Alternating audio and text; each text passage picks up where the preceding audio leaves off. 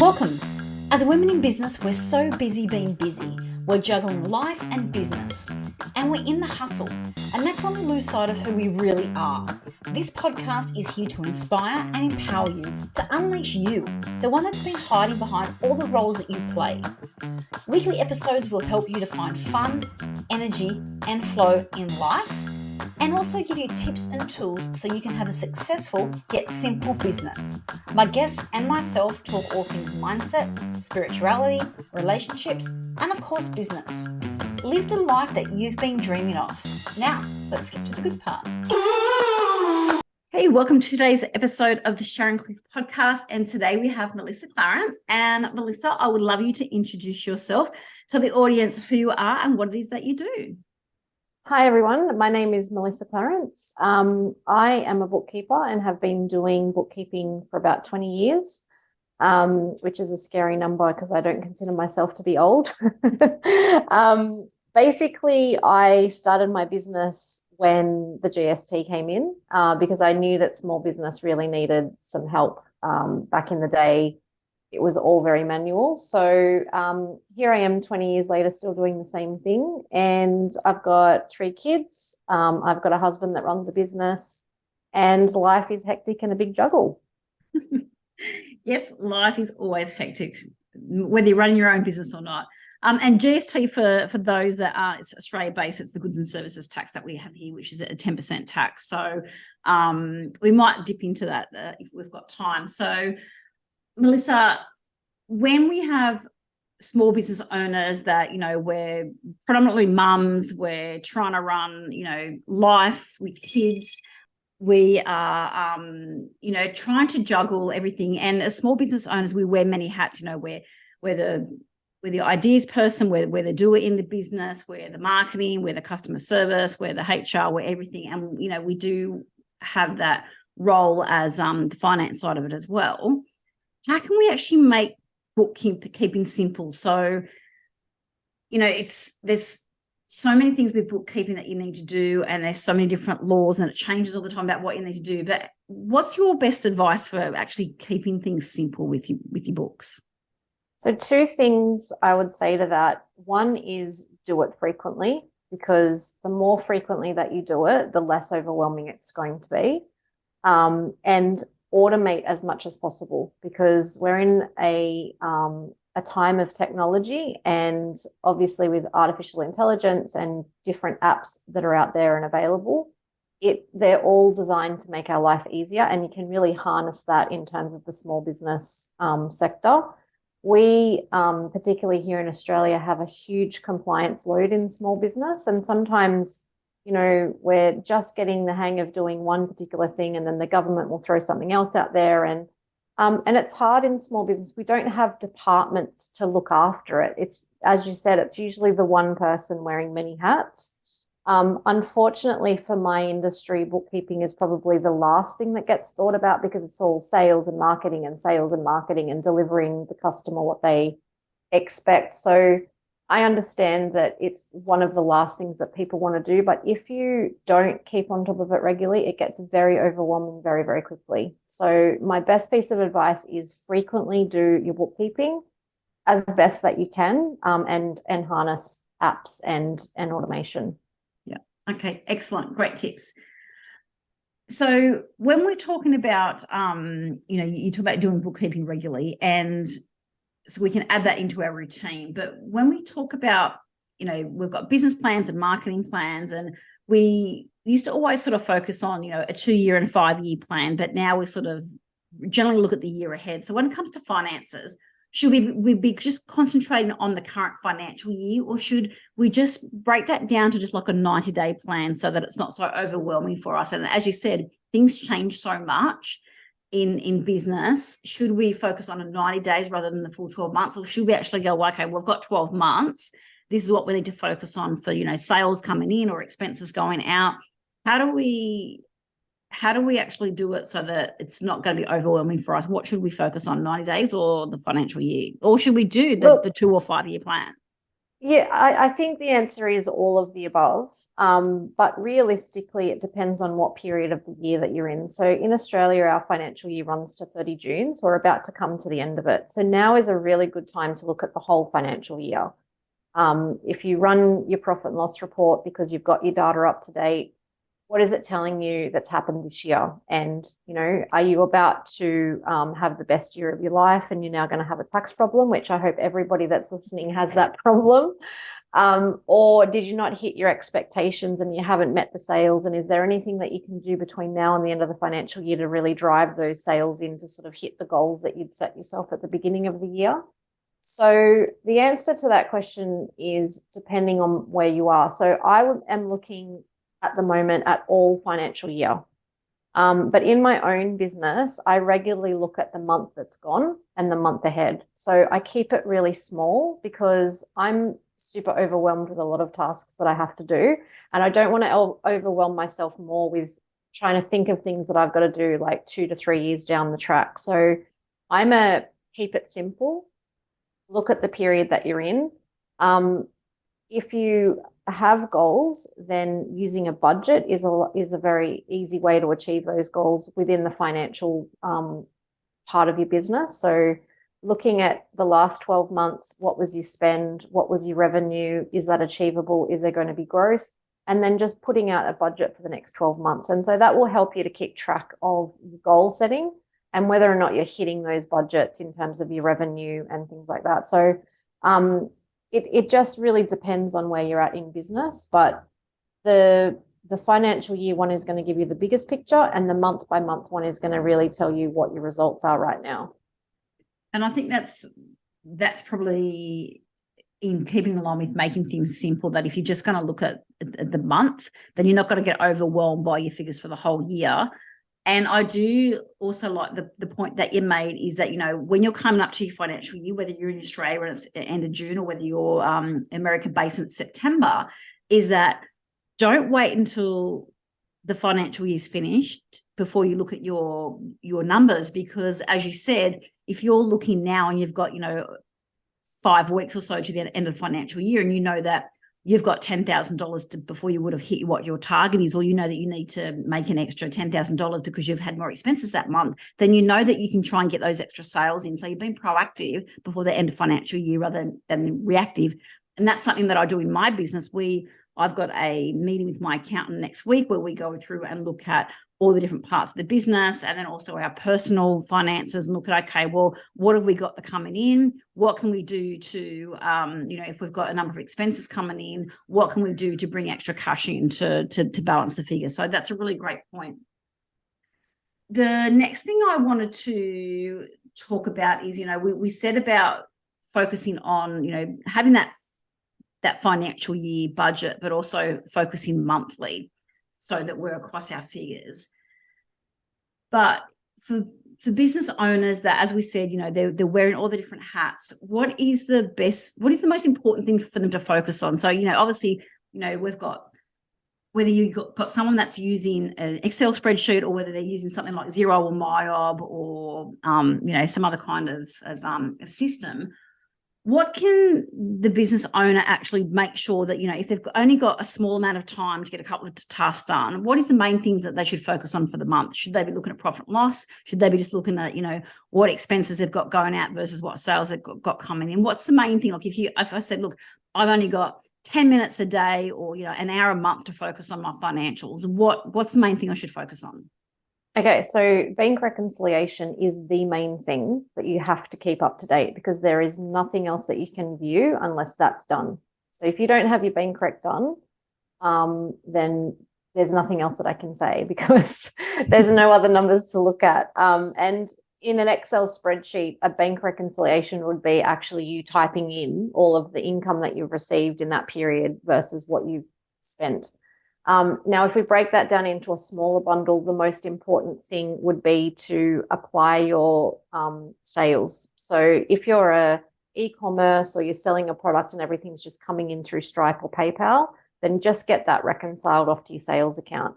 If you have customers that you're invoicing, then make sure that you're matching the customer payment to the customer's invoices. And then from there, chase money. Because if you are doing an invoicing system where you're sending out invoices to customers, I'm so blown away every time I touch a business that they don't chase up their accounts receivable. They do not pick up the phone. They don't send an email. And they've just left money on the table. And that's without even making any extra sales.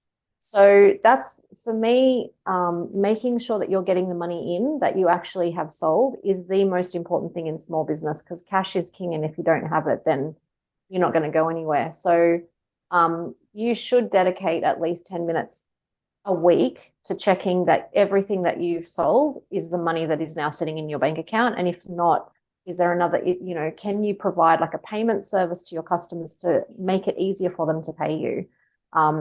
Put Stripe on or give a PayPal option or something like that. And then after those things are done, because that's really going to tick your business over, is then it's time to categorize your expenses. And then once you've categorized your expenses, then you get to see the whole picture of your business. So look, if you've only got 10 to 15 minutes per week, accounts receivable and bank reconciliation is absolutely where you should be spending your time. Yeah, absolutely. And a lot of the mistakes I see, or I guess areas of opportunity for businesses, is that they do all the work, and particularly in service-based businesses, and then, a month later they're issuing the invoices. And I think, if you really want to, if you're a business owner that doesn't like that, confrontation or that awkwardness of having to follow up clients, is invoice before the work and get them to pay half up front and then half when it's done, or put them on a monthly retainer so they know that they get invoiced on the first of the month and they've got to pay by the 15th. Like, take some of that awkwardness away if you don't like that. And like for myself, I don't like to follow up invoices because I just think,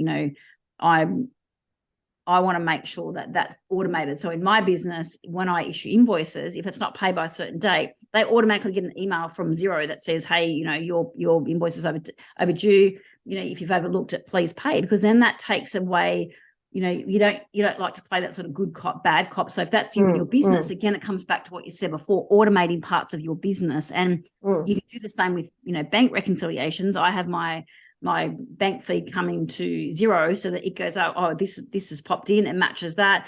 And it takes 2 seconds. So again, where you're saying you should focus your time is that reconciliation, and you can automate that. It's easy to set up. So 100%.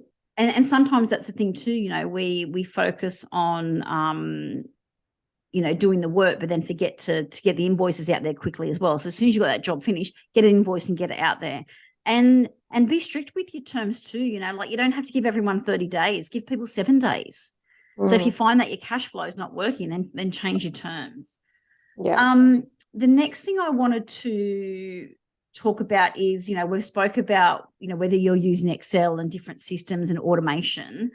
What are the best ways for people to track their financials? So, obviously I've just mentioned Xero because that's what I use.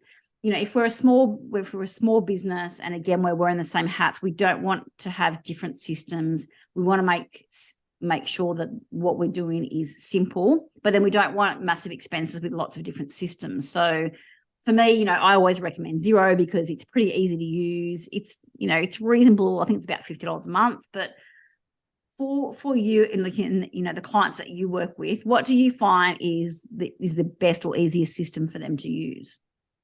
Well, I fly the blue banner of Xero. I used to be all about MyOb back in the day, because that was in Australia, that was the predominant software. I think in America, the predominant one is Sage and QuickBooks. And I think Xero is breaking into the market over there somewhat. But I find that because there's different levels of subscription in Xero, you can start as a really micro business. They've got starter packages that are, $25 a month.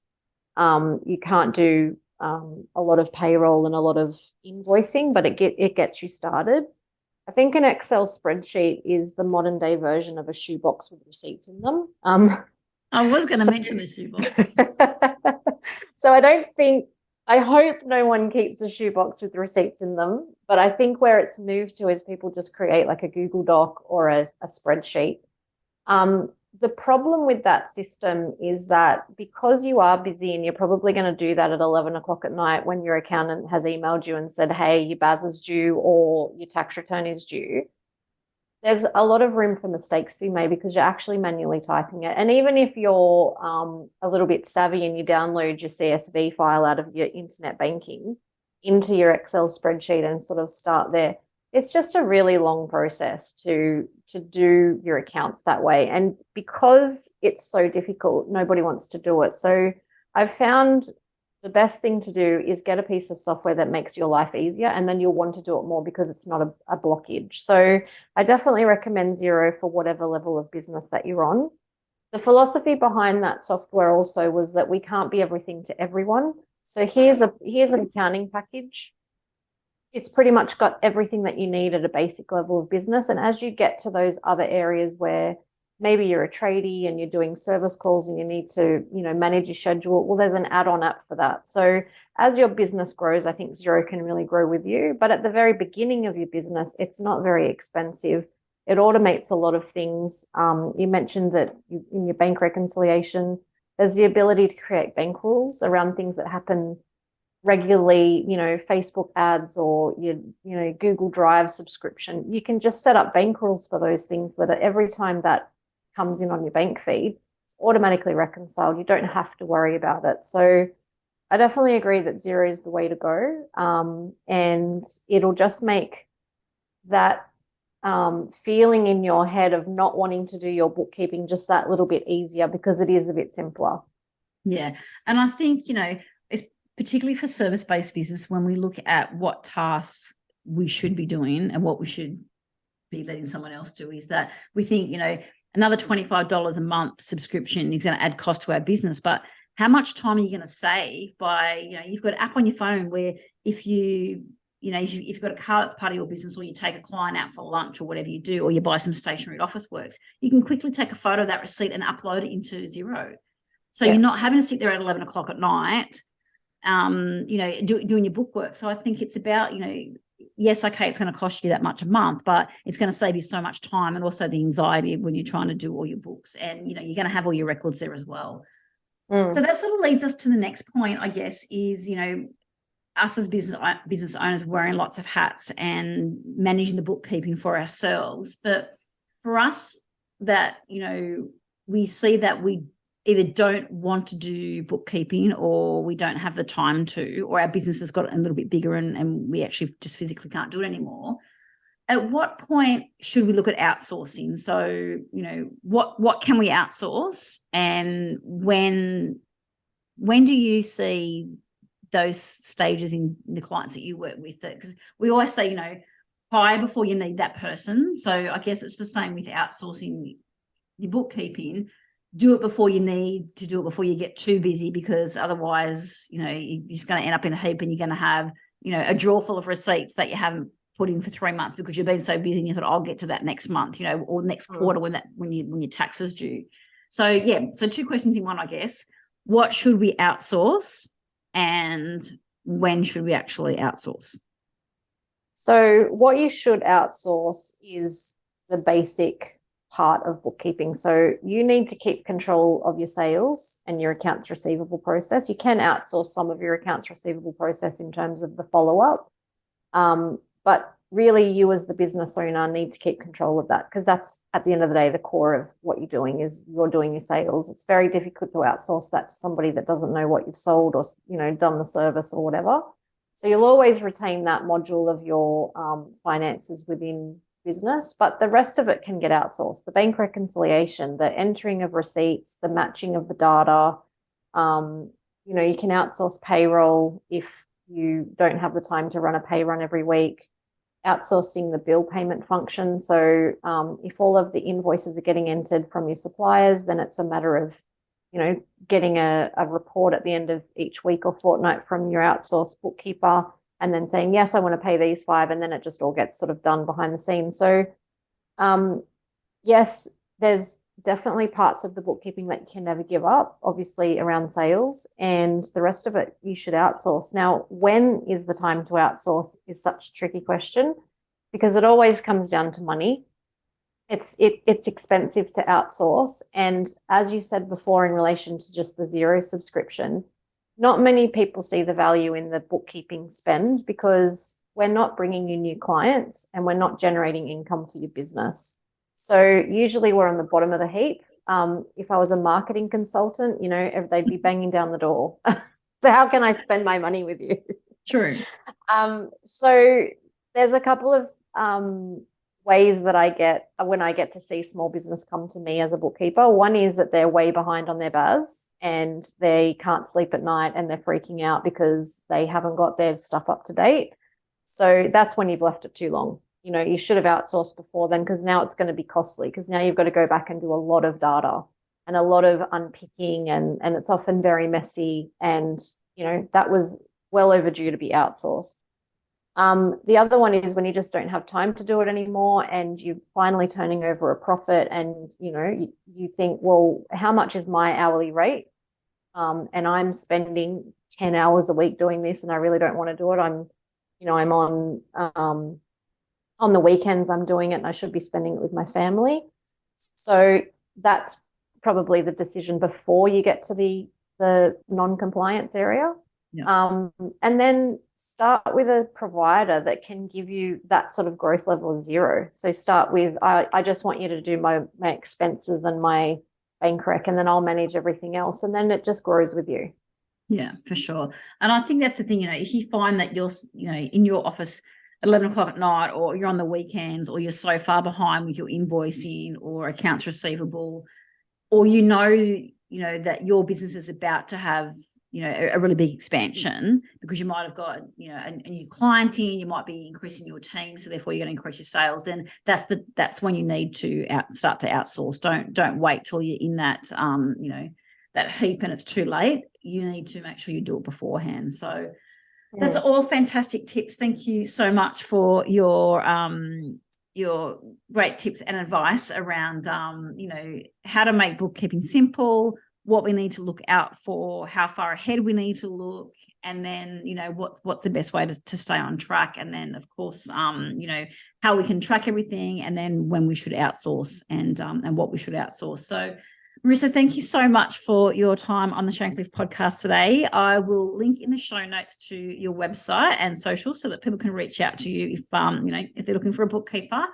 So thank you so much for being on the podcast today. Pleasure. Fantastic. Thank you so much for having me. Before you press stop, thanks for listening to today's episode. And if you enjoyed this episode, do the 3 S's. Subscribe so you never miss an episode each Thursday. Shout out to your community so they can be inspired and empowered. And share with me your aha moments and your takeaways. By doing this, it helps this podcast to inspire and impact more women globally so they can have a fulfilling life and business. I would love for you to connect with me on Instagram, The Sharon Cliff. And if you want to know more about me or how you can work with me, head to my website, sharoncliff.com.au. See you next time.